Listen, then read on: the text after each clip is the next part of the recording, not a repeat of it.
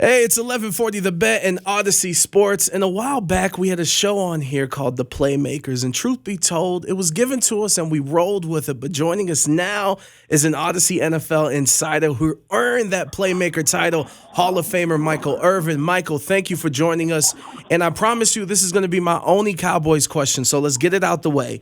It's been a few days. Has frustration from that game against the 49ers kind of cooled down with you? No. What do you mean? They ain't going nowhere. They ain't going to never cool down. I'm telling you right now, it's painful. And I was just talking to the people in Philadelphia, and I told them, you don't want to be where we are right now. You're still in this thing.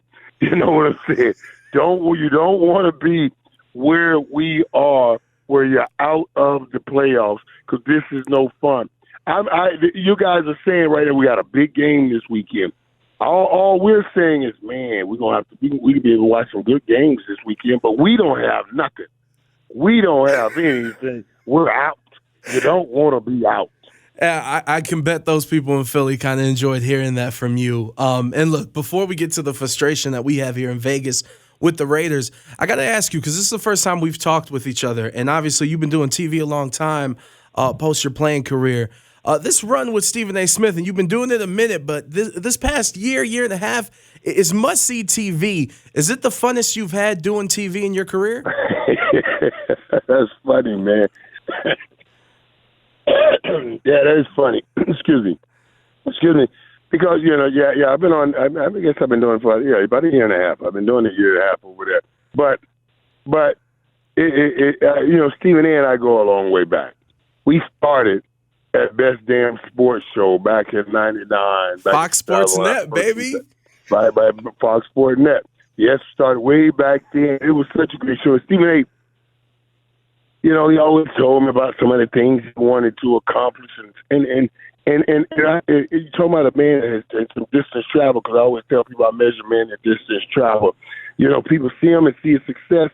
But, man, Stephen A's had a lot of shows that came up, went away, came in, went out. You know what I mean? But he never gave up.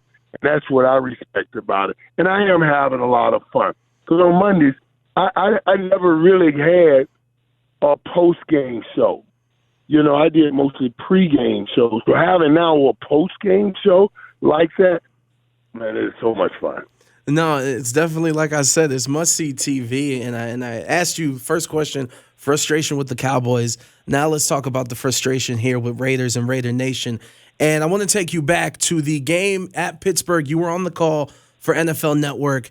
Little did we know that would be Derek Carr's last game as a Raider. Wow. I'm kind of interested, in the prep for the game, getting to talk to the players, getting to talk to the coaches. Did you get a sense that this was a must-win situation for him, and that if they ended up losing this, that he would be out? Absolutely not. Absolutely not. Everybody talked about the great tradition. Derek Carr was exceptional on talking about the great tradition in that game and what that game meant and how interesting it is that it's remembered different ways by both teams. You know what I mean? It's a foul. It's illegal. It's cheating with the Raiders, because that ball, it was an illegal pass, illegal ball for him to catch. But that's not the way with the Steelers. It's amazing. It's amazing that I was amazed that they cut him or released him or sat him down, I should say, with an intent to move him after that game. No way you thought that was going to happen. And look, the one thing I want to know is because especially after they brought his boy over to play wide receiver. Like, how did you use him to get Devontae? So they said, we're going to keep you one more year, see if you can hook up with Devontae. If you can't, we're going to find him a new woman. We're going to get rid of you and find him a new woman. That blows my mind.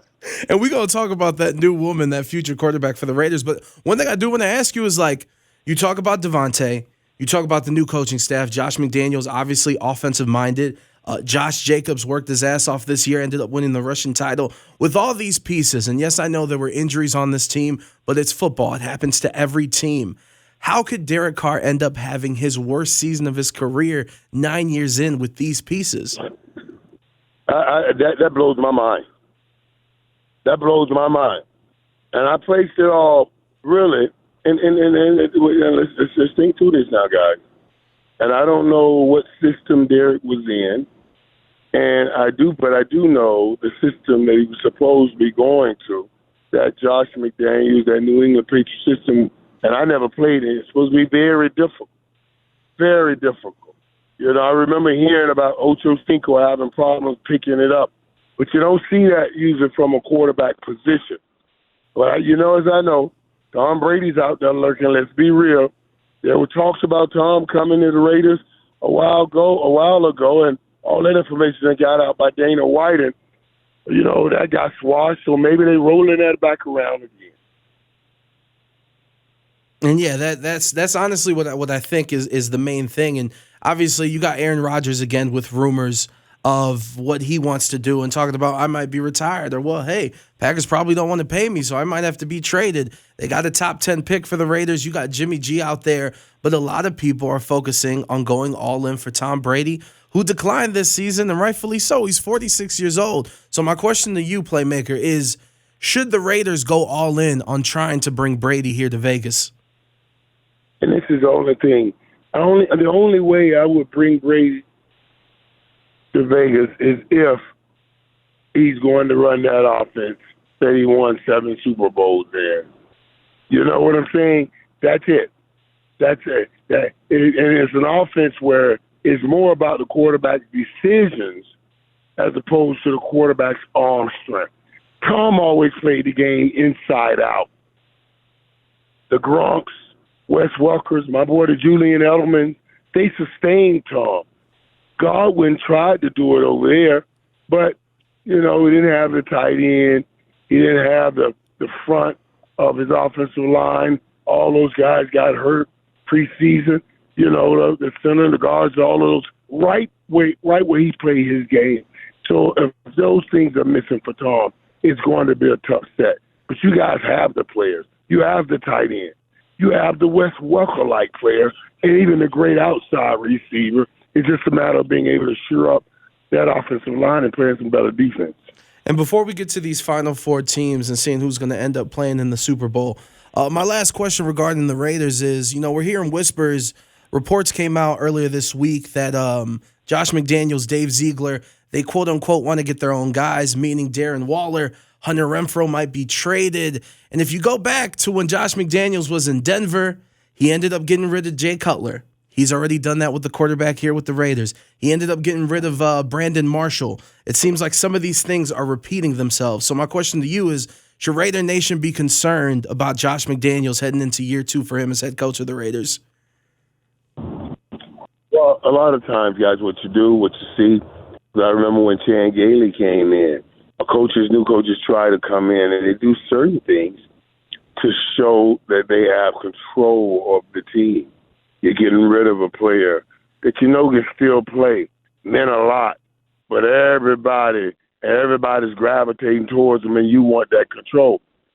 Basically, I was told that, hey, we believe you got too much of a grip on the team, you know, and we want to try to loosen that grip. I was like, what? So we're gonna play you, but we're gonna try to rest you for the end of later in the season. I said, what does that mean? Okay, whatever. And you know, we went through it. I told Coach, Coach, I'll try it.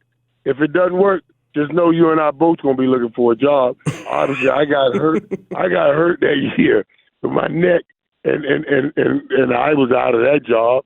And because I got hurt, and he didn't have the receiver, he got kicked out of his job, and I was absolutely right. We were both looking for a new job the following season. You know, coaches try to do that, come in and take control. The reality is, man, you just got to endure that. And yes, Josh McDaniel may be still on that warpath. And our last question, Final Four teams. I'm looking at it, and I can't lie to you, Michael. Joe Burrow might be the coldest white man walking the planet Earth today, and I'm a fan of his swagger. The Eagles have been looking most dominant. What super collision course do you think we're heading into for the Super Bowl with these 4 teams? You assayed it the way I assayed it, the way I assessed it. Assay means assess, same thing. You know what I mean?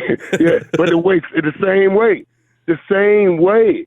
Because I'm telling you, I see Philly and San Fran winning this thing this weekend and head for the Super Bowl. Now, what would probably be the best for TV? I don't know, maybe if Patrick Mahomes going for his second against Philly, because we've seen Patrick Mahomes against San Fran. But we never seen Cincinnati and Philly. That'd still be a good one. But Patrick Mahomes and Jalen Hurts get an opportunity to take down what many I believe to be the best quarterback in the NFL, even though now, like you just said, some are being swayed over to Joe Burrow. But I'm still on the Patrick Mahomes bandwagon for that reason. You're not concerned about the injury at all? You think he's going to tough it out and be fine? Oh, yeah. No. I'm not concerned about the injury for him. I'm concerned about the injury for the team, because Patrick Mahomes is still a play quarterback from the pocket. But without being able to get those receivers he have a second look, a third look, and a fourth route within the one play, with all that moving around and buying time that he does, then I'm worried about the team. I'm not worried about Patrick Mahomes. He'll gut it out and put on one of those Willis Reed-like performances. But the team, if he's not healthy, is going to hurt. No, keep saying. All right, Michael. Well, listen, thank you for the time. We appreciate you, and we'll be talking to you soon, all right? All right, thanks, buddy.